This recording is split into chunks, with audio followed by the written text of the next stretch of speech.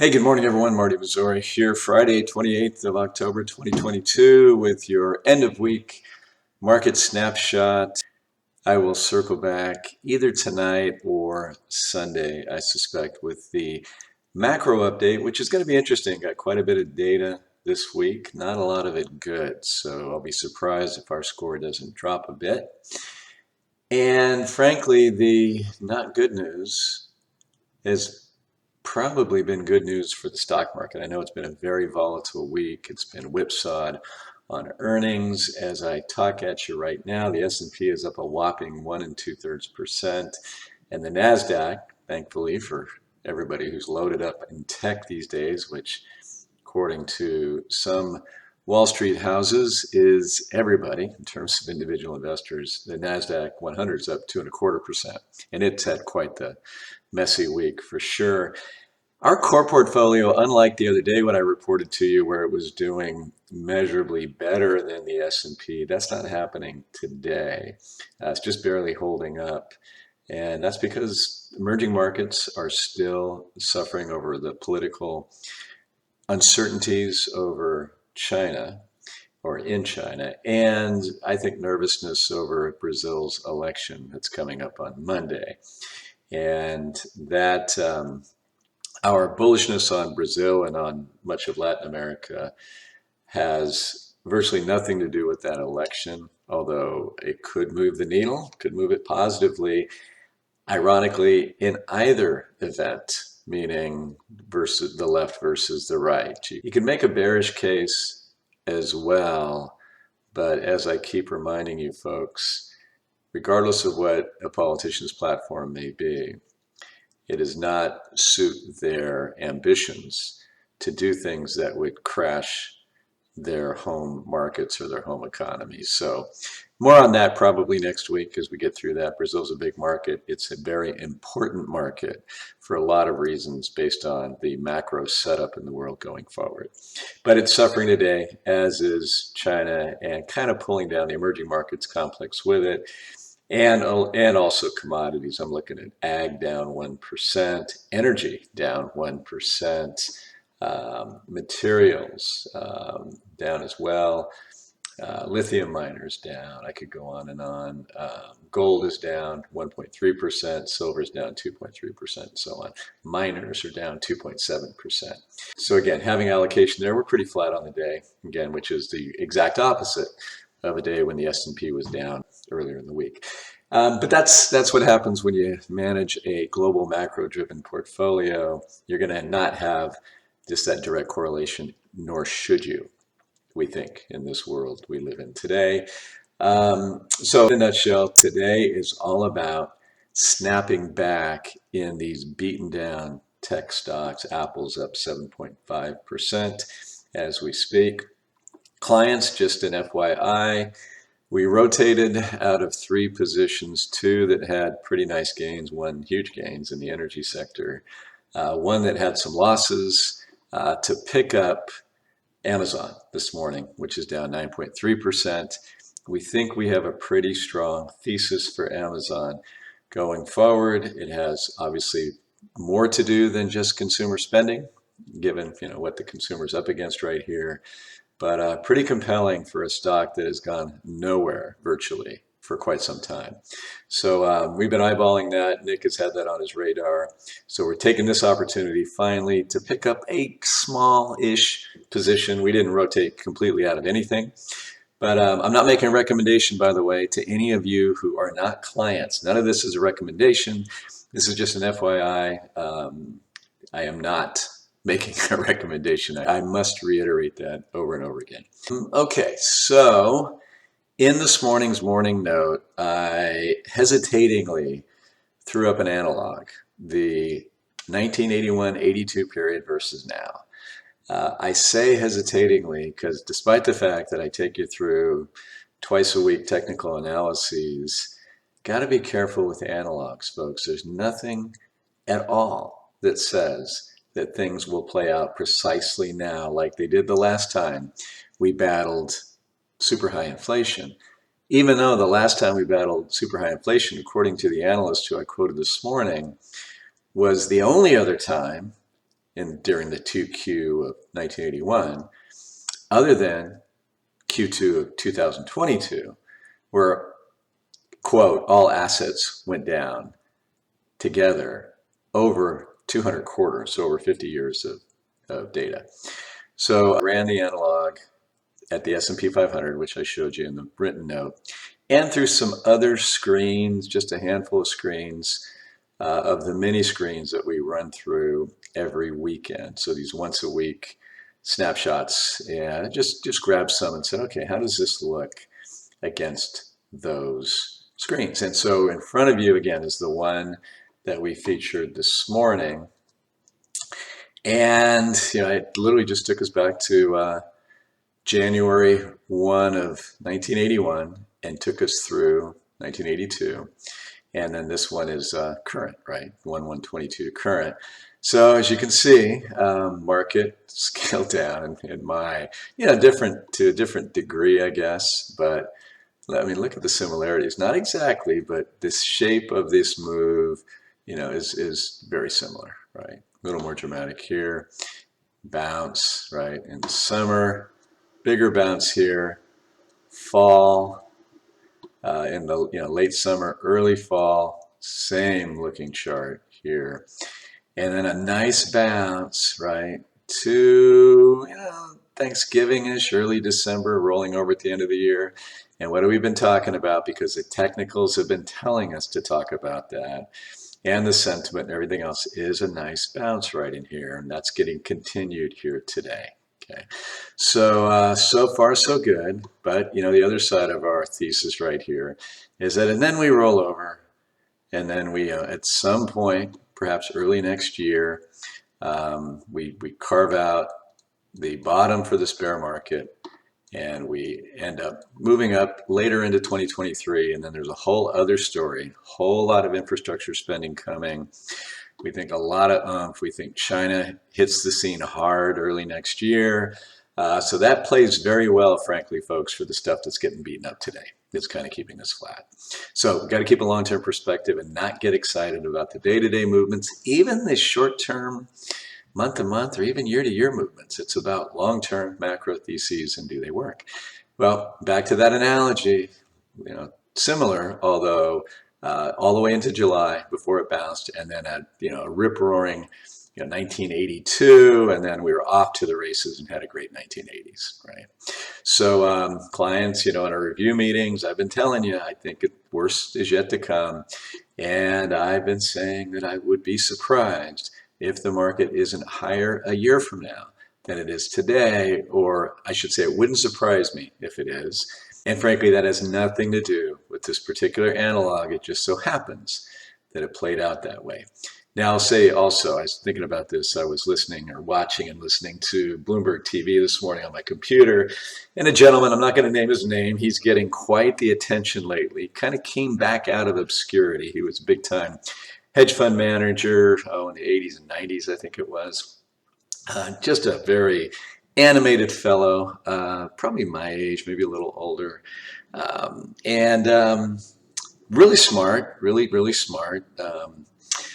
And he does it, in condescending fashion, which is neither here nor there. So, and I don't want that observation to skew how I think about this guy, but I'm listening to him. So he's kind of sounding like me a little bit here and saying, forget about analogs. Really making fun of Wall Street, really making fun of people who look at these things and says, we have to look at the world as it is today. And things are changing. And he makes some really, interesting, somewhat dire predictions about currencies and the risks that are there and so forth. And we are very, very aware of those risks, make no mistake.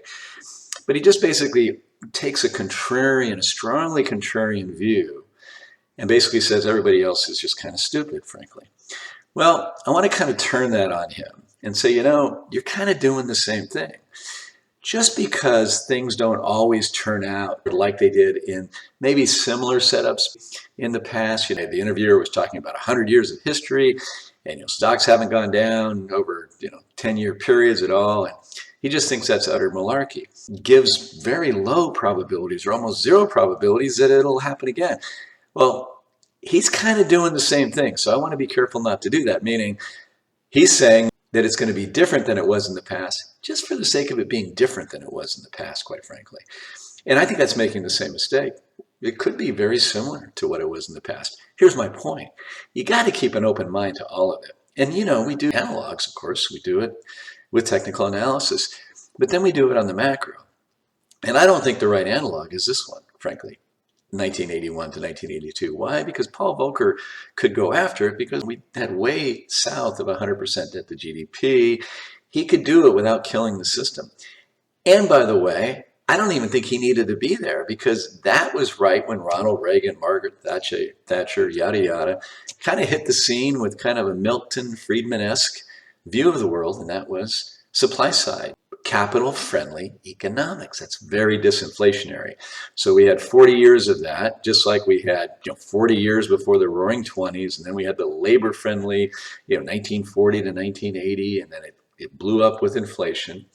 Now we have the end of the very disinflationary, capital-friendly regime, and we are entering a big-time populist, labor-friendly regime, and that's very inflationary. And we have 130% debt to GDP. You got a lot of leverage, as we learned from the United Kingdom, on a low interest rate regime. So you blow that up, and you're going to blow up the world, it's going to seem, right? Volcker didn't have that problem. They did have that problem in the 1940s. We came out of World War II. We had 116% debt to GDP. We had to rebuild Europe. We had to bring all the soldiers home. We had to spend a ton of money. We had that wartime debt, like the COVID debt, that was very short term. It was going to be refinanced. Can't let rates go too high. You got to have negative real rates, right? You got to keep interest rates low and let inflation run hotter. And that way you inflate away the debt. The economy grows faster than the debt, and you end up in 1952 with like 80% debt to GDP, which is very manageable, right? So that's the kind of playbook that, Japan's kind of playing by that book right now. I think the U.S. ultimately gets there. Whether they officially declare yield curve control like the Fed did in the 1940s remains to be seen, but they can't allow rates to go crazy. This is not a Paul Volcker setup, and it's not a Ronald Reagan, Margaret Thatcher setup. We learned that when the UK Prime Minister, who's no longer Prime Minister, tried to play Ronald Reagan and cut corporate taxes, and that blew up in her face. This is not the era for that. This is the era for big labor, big wage increases, take it from the top, kind of a redistribution era. You can make money in that era, make no mistake. In fact, the clarity here is extreme, I think, for the next several years. It's the next several months is where you get messy, I think, still. But it's different. And I will say that, but it's not like the gentleman who I've just picked on, that he's just incredibly brilliant, a lot smarter than me, I promise. But just kind of, you can just see the personality. And I know a little bit about the gentleman's history, and that attitude can get you into some pretty big trouble. And that was back in the day. Okay, so there you have that one. So we chart the dollar and a number of other currencies every week, but I just threw up the dollar, 1981 to 1982. There we were then. This is kind of looking like that, right? So kind of rolling over a little bit here like it was there. But then it gained steam and the market did fine anyway, right? I think at some point this dollar is going to have to give way because it is a wrecking ball, just like much higher interest rates would be as well. So we'll see if the dollar doesn't start giving way later next year. I think it might. Then I ran this simple, 50 and 200 day moving average, very popular technical way to look at it. When the green, which is the 50, drops below the blue, which is the 200, they call it the death cross. They call this the golden cross, right? So, kind of similar. I'm not sure why this one didn't keep going back here, but anyway. So here we are today. Rolled over sooner, and right now you see how it came up and then rolled back down before it finally gave way. So, certainly the price chart is very similar, and the momentum is somewhat similar as well. Then Bollinger Bands, kind of getting in the weeds here. Monthly Bollinger Bands, 20-month moving average, 2 standard deviations above or below. Really slow moving. I've been playing with this chart for decades, frankly. And so you want to be careful when that gray line begins to roll over. That tends to be the beginning of some ominous things. You can see the jury's still out, still kind of flat. Prices come down. hit this oversold level on a monthly basis. And we go back here to the early 80s, and you can see this is that late 1981 in here. So again, rolled over, hugged that for a while. Things got a little bit worse. You can see we popped up, tested that 20-month moving average, came back down, and then we were off to the races for a pretty good run in the 80s. So kind of a similar look here as well. And lastly, another one that we created years ago, slow moving, weekly moving averages, the 20 through the 60, 20, 30, 40, 50, and 60 week moving averages. With regard to these annotations, this is our weekly scoring of our PWA economic or macro index. And so basically this is just saying, when this look begins to roll over, if we're green in the index, do you remember the 2018 scenario, market down 20%, lots of conversations with folks. And I was just very confident that this was a correction, steep one, within the context of an ongoing bull market. So we just rode right through that and did fine. Here we had a different perspective because our index rolled over, said recession is coming. We got that recession, thought it would be a lot worse, but then, trillions upon trillions came to bear, and a whole new precedent was set. And we have to take that into account as we have a similar setup today. If we didn't have that precedent, if the Fed didn't jump into the corporate bond market, which was supposedly illegal according to the Federal Reserve Act, if that didn't happen, I think we would have had something like a 2008 scenario back in 2020. But now, a new rules have been crafted, new paradigm is set, so we have to take that into account. Because here we are with a -7, with everything rolling over, right, on the from a slow-moving, weekly moving average perspective. So what did the 1980 setup look like? First of all, let's zero in on this one. Okay, so there's your moving averages. The slow-moving is now on top. The fast-moving have rolled over. That's a technical bearish pattern. And so let's go, that's 3 years, so we'll go back to 1978. to 1981, and we have the same look. We have just right about here right now is where the slowest moving average makes it to the top, and that's your kind of your signal that this is pretty darn bearish. And you can see we hit that back in here a little bit earlier. So again, just similar look. You see the similar topping pattern there. If I ran that a little further back, the one we're in now, it looks very much like this, right? We had this run up and then this rolling over, but then we came out of it, got a little bit lower, and then just to extend that out to 1982. And so by then we've hit our bottom in the summer of 82, and now we're just beginning to accelerate up. So we'll see. That's actually what we expect, is this kind of look going into next year. Maybe a little earlier. We are a little further along on this chart than we were in 1981. Okay, folks, then really quick, we'll start with this one since it's already up, and this is your weekly chart. This is really looking bullish. This is about to give you quite the bullish buy signal. If we get that white line above the red, we're breaking above on this weekly chart the downtrend line here, and about to pierce that 20-week moving average. We already have our bullish divergences there. On the daily chart, we're busting through the 50-day moving average. Remember, we looked at this a couple times here lately. We pulled in the 20-day moving average. We've got these two big bullish engulfing candles. We had a positive divergences. We're getting acceleration in momentum. We're not overbought yet on the RSI, right? So yeah, 3,900 is going to be some pretty stiff resistance. We are at 3868. 3,900 is going to probably feel like a brick wall when we get there. You break above that, 50% retracement that I showed you last time. And 4,000 or above is not out of the cards before we roll back over, if that's what's going to happen. If we make it back to that 200-day moving average and we fall again from there, that would be a good spot to maybe target, maybe 4,100 on the S&P 500 before this rally's over.